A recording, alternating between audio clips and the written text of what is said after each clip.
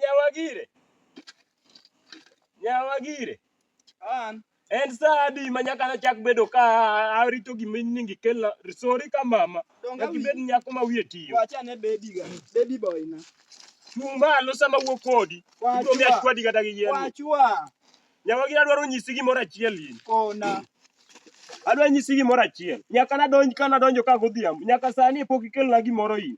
Dong ne pod ai ko. Sure maneno suf madong suf kuon mobedo ka. Nyawagire madong suf kuon. Dong mano to suf kuon dong. Ang'o mi pok gimoro ikore. Dong na iko ma. Nyawagire anyisi ni era korumo to ji were.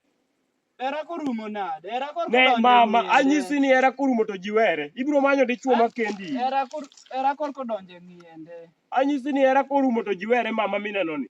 Kata kamarwa pok orumo kodi. Anyisi ni in ka niwinjo ko Omosa Albino wero era korumo to ji were. Isewinjo? An mano pok awinjo. Pok iwinjo? Pok awinjo. Chikiti ka Nyawagire jaoda.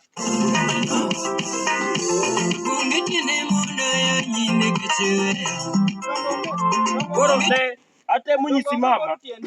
Iwinjo thumno? Dong awinje. In matin to nabayo ni ayany. Nikech era warumo. Koro onge tiende ayany.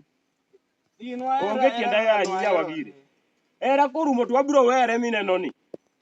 Koro idwaro na. Dhi losna gimoro mama. Kendo ing'eni debe ni marwa pok orumo kodi. Dwa were.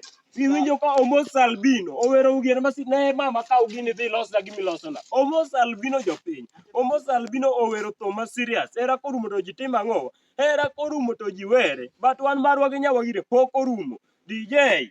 Hey, ane DJ.